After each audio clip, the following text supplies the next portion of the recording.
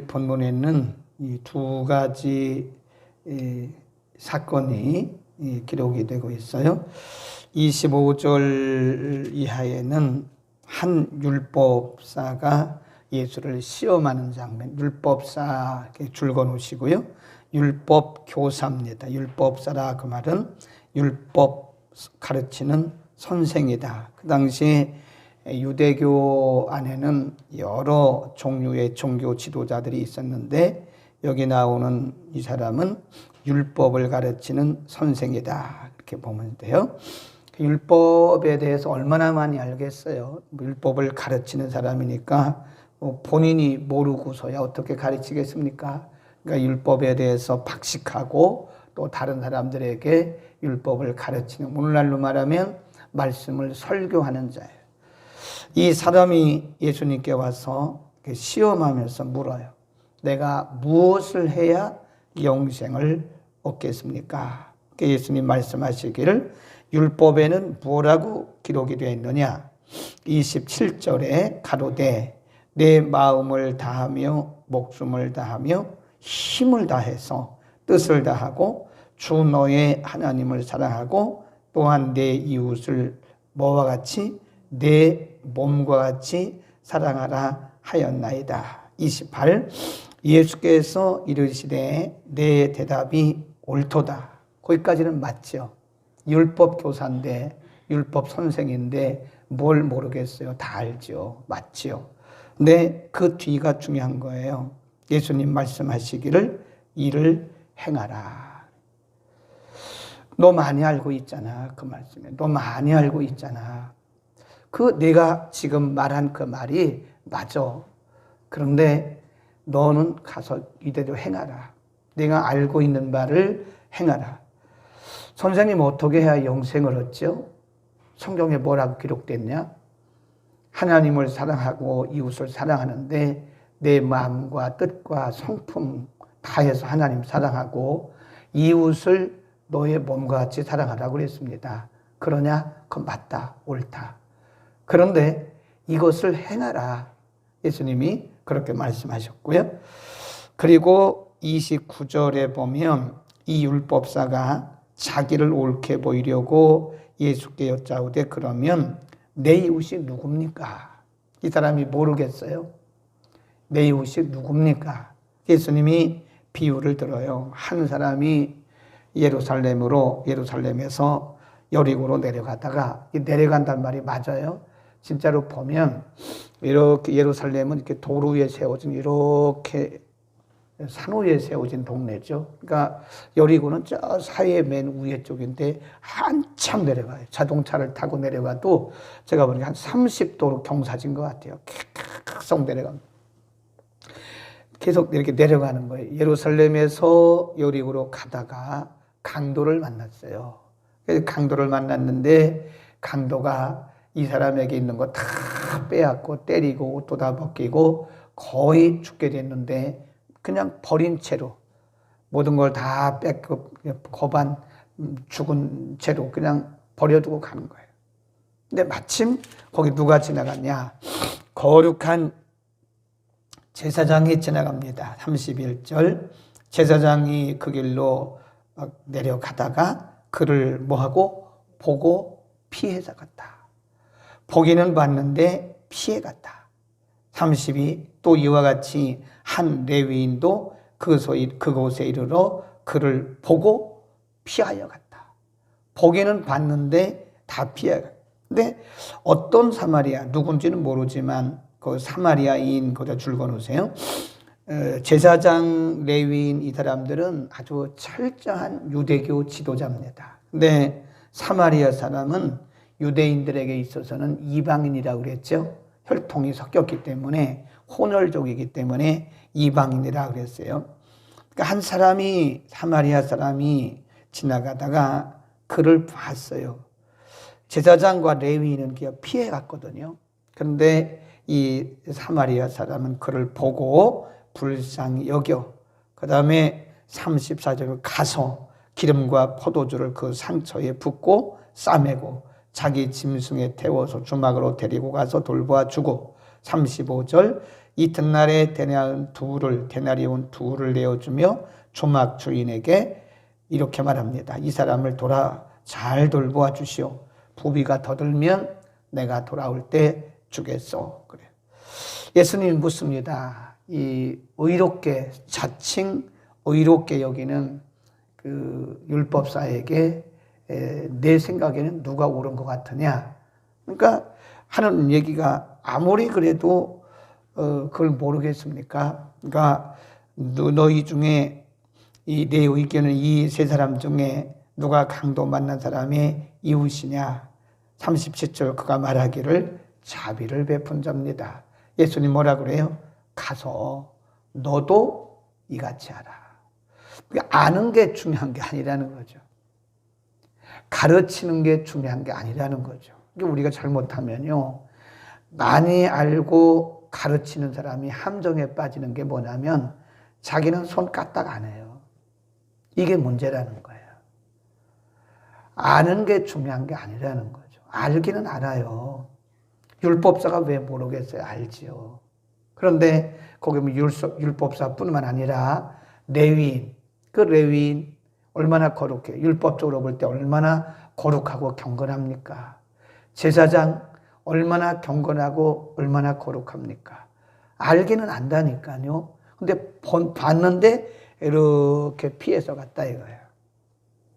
그러니까 유대교인들은, 그 지도자들은 피를 보면 더럽다 이거죠. 사람은 죽어가는데 율법 조항을 따지는 거예요. 예수님 말씀하기를 내 생각에는 누가 이웃이냐, 누가 옳은 것 같으냐, 누가 강도 만난 자냐.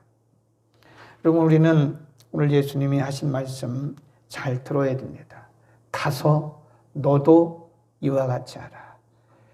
강도 만난 사람을 끝까지 도와주고 불쌍히 여기고 돌보았던 이 사마리아인, 이름도 없는 사마리아인, 유대인들에게는 아주 이방인 취급받고 멸시받는 이 사마리아인, 그러나 예수님께서 말씀하기를 이 사람처럼 하라는 거예요. 그러니까 우리가 이 경건의 모양을 갖추는 게 중요한 게 아닙니다. 말씀을 행하는 것이 중요한 거예요. 너도 가서 이와 같이 하라. 뭐 우리가 몰라서 못합니까? 다 알고 있지요. 몰라서 못하는 사람은 별로 없다. 알고 있다니까요. 그런데 행함이 없다는 거예요. 행함이 없는 지식은 열매 없는 겁니다. 열매 없는 무화과나 똑같아요. 우리가 아무리 지식이 많은 이 세상의 지식이든 우리가 아무리 많은 지식이 있어도 행함이 없는 그런 지식은 아무런 의미가 없어요. 열매 없는 무화과가 똑같은 것이다. 우리가 기도는 많이 하는데 행함이 없다. 그 열매가 없지요. 네. 그 예수님이 말씀하신 것과 비슷한 말씀을 사도 바울도 고린도전서 13장에서 말씀했어요. 내가 천사와 같은 말을 하고 수만 마디의 방언을 말하고 그럴지라도 내가 사랑이 없으면 그게 뭐가 되겠냐? 생명력이 없는 것이다. 뭐와 똑같아요? 울리는 퉁퉁퉁퉁 하는 이런 지인과 이런 괭과리나 똑같은 거 아니냐. 그러니까 아무리 우리가 천사와 같은 말을 이 사랑이 행동으로 옮겨지지 않는다면, 행함이 있는 사랑이 없다면 그것은 꼭 울리는 괭과리, 이런 지인과 같은 것이다. 행함이 있는 믿음을 말씀하는 것이고요. 그 다음에 37절 꼭 기억하세요. 가서 너도 이와 같이 하라. 38절에 보면 예수님이 이제 장소를 옮겨서 한 촌에 들어가요. 네, 마르다라고 하는 사람의 집이죠. 마르다라 이름하는 한 여자가 자기 집으로 영접하더라. 39, 그에게 마리아라 하는 동생이 있어 주의 발 아래 앉아 그의 말씀을 듣더니 마르다는 준비하는 일이 많아 마음이 분주한지라. 그대로 줄봅시다. 마음이 분주한지라 예수께 나와 가로되 주여 내 동생이 나 혼자 일하게 두는 것을 생각지 아니하시나이까 저를 명하사 나를 도와주라 하소서. 그래요. 마르다와 마리아 얘기는 우리가 너무 잘 아는 말씀인데요. 마르다도 사실 필요합니다, 교회에. 그리고 마리아도 필요해요. 근데 지금 예수님께서 여기서 뭘 말씀하려고 하느냐. 마르다가 나쁘다고 말하면 안 돼요. 마르다도 필요해요. 마리아도 다 필요합니다. 근데 지금 보면 마르다는 예수님이 오시자마자 예수님을 인간적으로 육신적으로 대접하기 위해서 굉장히 분주해요. 바빠요. 그러다 보니까 사람이 이렇게 피곤하고 그리고 지치다 보니까 자기 동생이 못마땅한 거예요. 아니 나는 이렇게 바쁘고 나는 이렇게 피곤하게 일을 하는데 나는 이렇게 열심히 하는데 아니 저 마리아는 말이요 앉아가지고 말씀만 듣고 있다고. 그러니까 예수님에게 불평하는 거예요. 불평하는 거예요. 마르다가 잘못된 일을 하는 게 아닙니다. 지금 마르다도 잘하고 있는 거예요. 지금 예수님 영접했으면 대접하는 게 맞죠. 근데 지금 마르다의 문제가 뭐냐면 이게 지금 선택에 있어서 예수님 뭐라고 그랬냐면 그 밑에 보세요. 40절에 보면 마르다는 준비하는 일이 많아 마음이 분주한지라 쭉 가다가 42절 41절 주께서 대답하여 가라사대 마르다야 마르다야 뭐라 그래요? 내가 많은 일로 염려하고 근심하는 거라.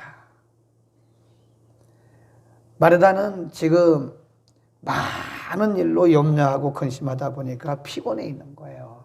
그러다 보니까 불평이 나오고 마리아가 못마땅하게 보인 거예요. 근데 예수님 뭐라고 그러시냐면 뭘 하든지 간에 내가 뭘 하든지 몇 가지만 하든지 혹은 한 가지만이라도 족하니라. 그래. 이 중요한 게 뭐냐면은 지금 마르다는 이 선택에 있어서 그리고 초점에 있어서 여러 가지 일을 하다 보니까 이 초점이 안 맞는 거예요. 마음이 분주하다 보니까 사실은 피곤해지는 거예요. 지치는 거예요. 그러다 보면 사람이 불평하게 되고 기쁨이 점점 사라지게 되는데 정말 지금 여기서 예수님께서 말씀하시는 것은 마리아의 선택을 칭찬하고 있는 거죠. 마르다도 있고 마리아도 다 필요합니다. 근데 지금 마르다는 뭘로 바쁜 거예요? 육신적인 일로 바꾼 거예요. 마리아는 영적인 일을 선택한 거죠. 근데 여기서 뭘 말씀하냐면 우선순위를 말하는 거예요. 우선순위. 마르다 일도 필요하죠. 근데 지금 마르다는 말씀 듣는 것보다는 이렇게 예수님 대접하는 일에 너무 바쁘다는 거죠. 이 우선순위. 선택에 있어서 우선순위. 우리는 날마다 선택하며 살잖아요. 이걸 선택해야 되느냐, 저걸 선택해야 되느냐, 이 일을 먼저 해야 되느냐, 저 일을 먼저 해야 되느냐. 근데 지금 마리아는 말씀 듣는 일, 영적인 일을 먼저 선택한 것이고 마르다는 육신적인 일을 먼저 선택한 거예요. 둘 다 필요하다니까요. 근데 우선순위에 있어서 육신적인 일이 먼저 하게 되면요, 사람이 피곤해요. 그리고 지쳐요. 그러다 보면 불평불만 나오게 됩니다. 사람이 영적인 일을 먼저 선택해서 은혜가 충만한 상태로 하면, 은혜가 충만한 상태로 하게 되면 사람이 물론 힘은 들지만 거기에 짜증난다든지 불평을 한다든지 불만하게 되지는 않죠. 그래 디모데전서에 보면 사도 바울이 직분에 대한 말씀을 쭉 하면서 처음에는 이 감독, 오늘날 말하면 목회자 얘기를 하다가 그 다음에 집사 얘기를 해요. 감독이나 집사를, 오늘 여기 말하는 집사는 오늘날 말하면 안수 집사죠. 집사를 임명할 때, 집사를 안수할 때 초신자를 하지 마라. 초신자. 거기 여러 가지 의미가 있는데 거기에는 이제 사단의 공격을 받기 때문이고요. 또 한 가지는 은혜가 채워진 상태가 아니잖아요. 초신자는 지금 말씀에 대해서 그리고 어떤 은혜의 세계에 대해서 아는 바가 별로 그런 상태에서 육신적인 일을 너무 과하게 하다 보면요, 나중에 지치고, 나중에는 말씀의 은혜 받기 전에, 그 성령의 은혜 받기 전에 일에 너무 지쳐버리면요, 이 교회에 대해서 그리고 주의 일에 대해서 굉장히 부정적인 시각을 갖게 되는 거예요. 그런 걸 참 많이 봤어요. 은혜가 충만한, 영적으로 채워진 상태에서, 그러니까 은혜가 충만한 상태에서 하는 사람들은 순서가 말이에요. 영적인 일이 먼저, 그리고 은혜가 채워진 상태에서 일을 하게 되면 모든 일이 그렇게 물론 100% 만족은 아니겠지만 짜증난다거나 불평한다거나 그렇지는 않아요.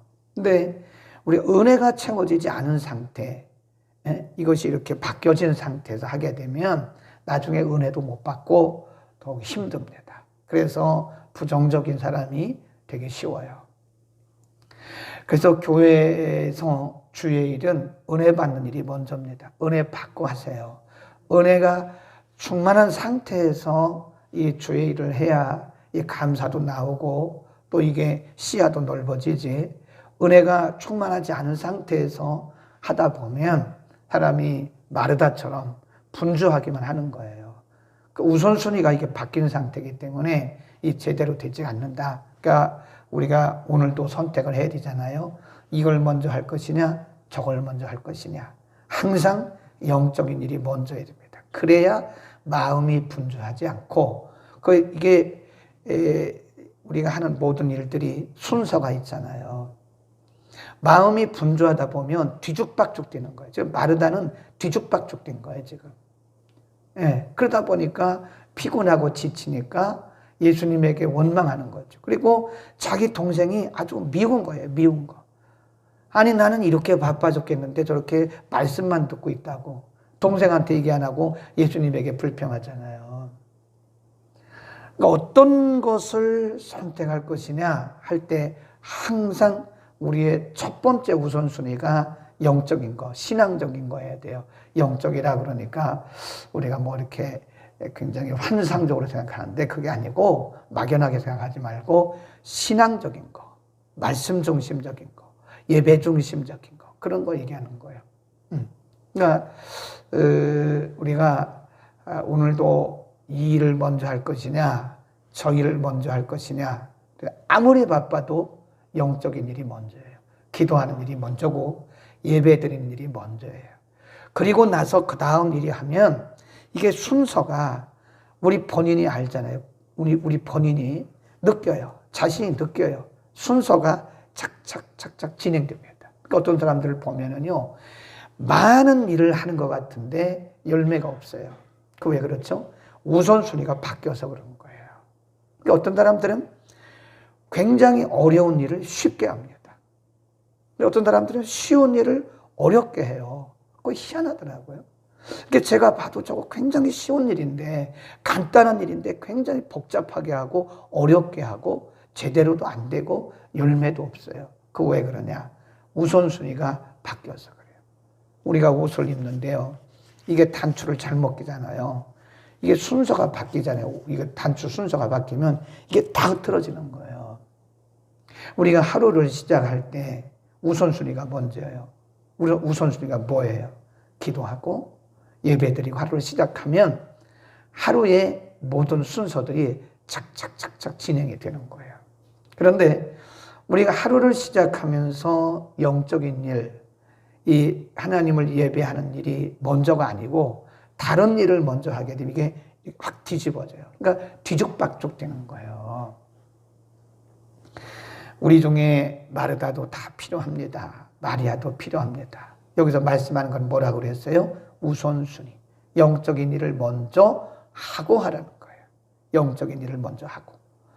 말씀 중심적인 일을 먼저 하고, 하나님 중심적인 일을 먼저 하고, 그리고 나서 하라는 거예요. 어떤 가정 신방을 가보면 목사님이 신방 왔는데 예배 드릴 생각은 안 하고 부엌에 가서 뭘 그냥 준비하느라고.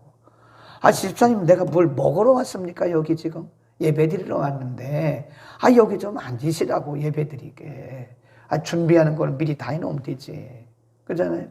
아니 신방 준비 미리 다 해놓고 그러면 되지. 갔는데 그래서 왔다 갔다 그러는 거예요. 예배 드리는 시간에 왔다 갔다 하고 뭐 끓이느라고 뭘 하는지. 그러면 예배가 제대로 진행이 안 돼요. 그리고 본인도 은혜를 하나도 못 받아요. 네. 그리고 우리가 이게 주일 낮 예배, 주일 밤 예배 이렇게 보면 예배 시간에 왔다 갔다 하는 사람들도 있어요. 그러면 안 된다니까요. 예배 전에 모든 건 다 준비해 놓고 하는 거예요. 우리가 하루를 살아도 하루를 시작할 때 반드시 우선순위를 바로 정해야 됩니다. 복잡하게 뒤죽박죽 튀면 안 돼요. 그러면 짜증나고 굉장히 피곤해요. 네. 그래서 우리가 하루를 시작할 때 이 계획표를 이렇게 잘 어느 정도는 짜는 게 좋아요. 내가 오늘 첫 번째는 이거 하고 두 번째 이렇게 하고 쭉쭉쭉쭉 하면 되는데 만일에 우선순위가 제대로 안 되면요. 이게 뒤죽박죽 돼가지고 본인도 굉장히 혼란스러워요. 이거부터 해야 되나 저거부터 해야 되나 저거부터 이거부터 해야 되나. 특별히 우리가 어떤 이제 복잡한 일이 생기잖아요. 복잡한 일이 생길 때 그 일을 잘하는 방법은 뭐냐면 우선순위를 바로 정하세요. 일이 복잡해질 때. 그러면 나머지는 이렇게 실타래가 풀어지듯이 술술술술 풀어져요. 우리가 어떤 재정이 굉장히 복잡하다. 여러분 가정적으로 재정이 좀 복잡하다. 그러니까 우선순위를 빨리 정해야 돼요. 뭐부터 먼저 쓸 것이냐. 뭐부터 먼저 해결할 것이냐. 그럴 때 영적인 문제가 먼저, 영적인 부분, 하나님께 드리는 것이 먼저여야 되는 거예요. 그러면 나머지는 풀어지게 돼요. 우리가 실타래 보시잖아요. 실타래가 엉켜버리면요. 다 엉켜버려요. 네. 근데 실타래가 이렇게 잘못해가지고 엉키면 다 엉키는데 처음에 풀을 때 순서를 이렇게 잘 풀어나가면 실타래는 술술 풀어져요. 술술 풀어집니다. 우리가 저는 영어 가르치는 선생이니까 그 영어 문장이 아무리 복잡해도요, 아주 쉬워요. 근데 일반인들은 이게 벌써 문장이 한 문장인데 여기 접속사가 한 두 개쯤 오면 이미 포기해버려요. 어려우니까. 근데 그렇지 않아요. 거기서 가장 중요한 부분 하나 딱 찾으면 나머지는요, 그냥 술술술술 풀려요. 해석이. 근데 이거 못 찾잖아요. 중요한 키를 못 찾잖아요. 그러면 이게 다 엉켜버리는 거예요. 지금 마르다는 엉켰어요. 우선순위가 말씀을 듣는 것이 우선순위인데 먼저인데 말씀 안 듣고 예수님 이 대접하는 일에 너무 분주하다 보니까 피곤하고 원망스럽고 미워하게 되고 엉켜버린 거예요. 이게.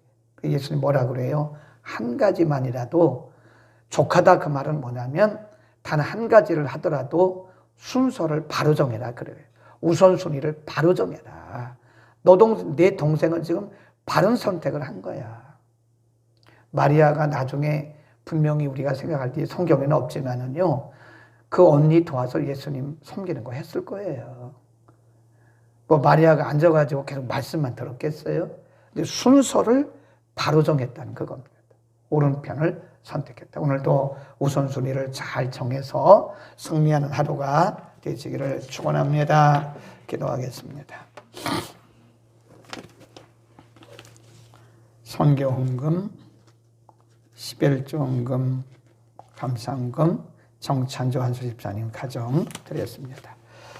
거룩하신 우리 아버지, 오늘 예수님께서 율법사에게 가르쳐 주신 말씀, 가서 너도 이와 같이 행하라고 말씀하신 주님, 우리는 율법사처럼 아는 것은 많고 들은 것은 많은데 우리의 행함이 마치 제사장이나 레위인처럼 강도 만난 자를 보기는 보아도 피하여 가고 있는 자는 아닌지 주님, 우리 자신을 돌아보게 하옵소서.